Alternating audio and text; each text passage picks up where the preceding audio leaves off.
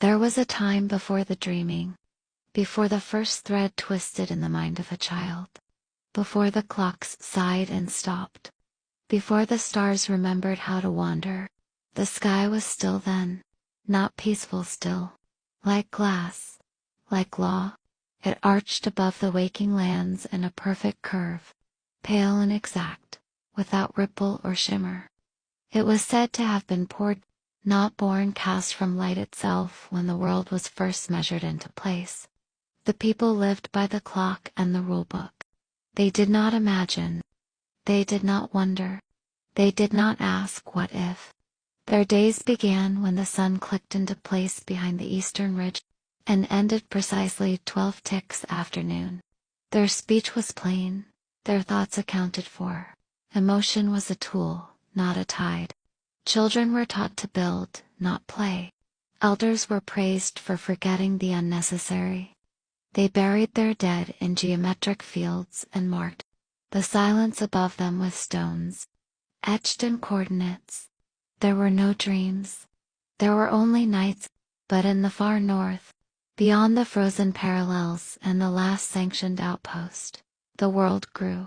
Soft. The snow fell unevenly there, piling into swirls. The trees leaned in strange directions, as if listening. And among them, older than all order, was the lion. No one remembered where it had come from. It had no origin file, no census record. It was not listed in the waking lexicon. And yet it was known. It was enormous, golden, unblinking. Its mane shimmered like cracked wheat in the wind. Its breath moved like story. It watches the borderlands, whispered the scavengers. Between waking and whatever came before, but no one went to the lion. Except the child whose name had not yet found them, was born beneath the unmoving sky, but carried a slant in their gaze, a shimmer, a softness, a subtle way of seeing that made the elders frown and the teachers stutter. They found spirals and puddles. They heard humming in the wind. They sometimes spoke backwards when no one was looking. The child was afraid of forgetting, though they didn't know what they feared losing.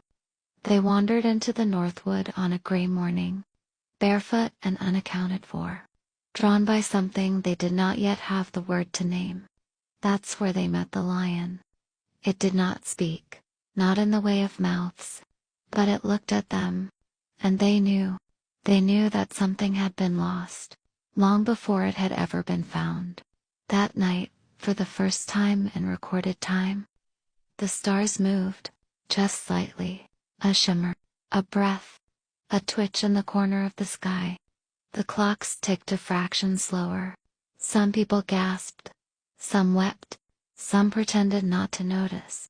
But in the north, the lion stood, and the child, curled at its paws, dreamed, and for the first time in the world's long silence, a thread began to turn.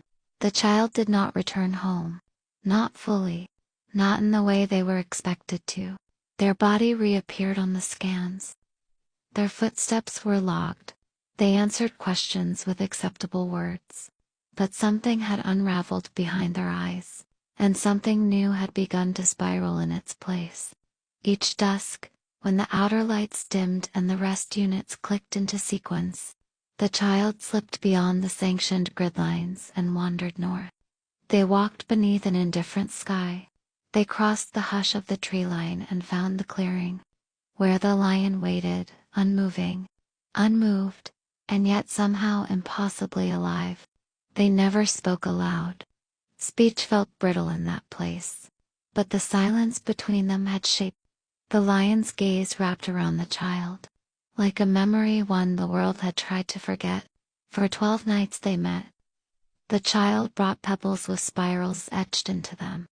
The lion brought nothing, but every time it exhaled, the wind seemed to form a pattern in the grass. Circles within circles. Unnamed glyphs.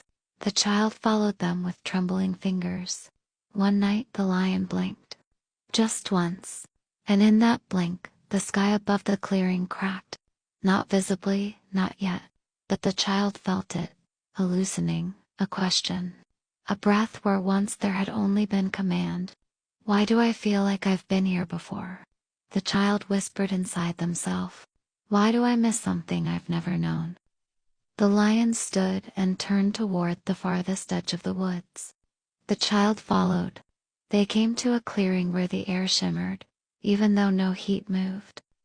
The ground was soft, as if it remembered being touched. At the center of this place stood a stone, ancient, cracked, wrapped in moss and silence, and tied around the stone, impossibly fine, was a single thread. It pulsed faintly. Alive, unseen by anyone who had forgotten how to see. The lion bowed its head to the stone, and the child, as if moved by instinct older than body, placed one hand upon the thread. It shivered, and so did the world. Elsewhere, far away, someone dropped a cup and did not know why. A teacher forgot the lesson plan. A dog howled without reason. A maintenance algorithm collapsed into poetry. The world did not notice, but the dreaming had begun. By the 13th night, the clearing no longer felt still. It pulsed gently, almost imperceptibly, with something that had no name in the waking tongue. The thread around the old stone flickered, dim as a candle in a well. The child sat beside the lion, knees drawn to chest, palms pressed to the damp earth. They no longer brought questions. They brought listening. The lion began to speak, not with words, as the waking world had no alphabet wide enough, but with memory, scent, symbol, and silence. The first story. The lion raised one paw and drew a spiral in the dirt. The child recognized it immediately, even though they did not know from where. The shape felt older than the world, like it had always been beneath the floorboards of their mind.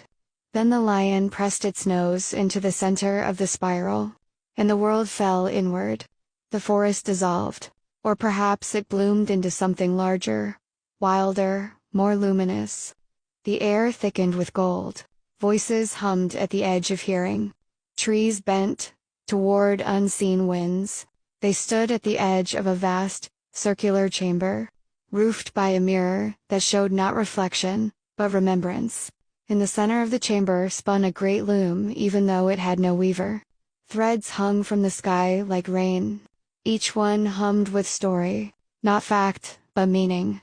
The child turned to the lion, wide-eyed, and from somewhere beneath the lion's silence came the first shape of understanding. Before the dreaming, there was the loom. Before order, there was pattern. The world was not made of matter, but of memory. The child stepped toward the loom and the room flickered. Just before it vanished, they saw their own reflection on the mirrored ceiling. But it wasn't them. Not quite. They snapped back into the clearing. The spiral was gone, but the taste of it remained on their tongue. Ash, honey, sky. The lion turned its great head and looked east. Far beyond the forest, something had begun to fall out of place. The waking world was cracking at the seams. But here, in the borderlands, a child had glimpsed the old lore, and the lion, once only a watcher, had spoken. That night, the child did not sleep, but they dreamed anyway.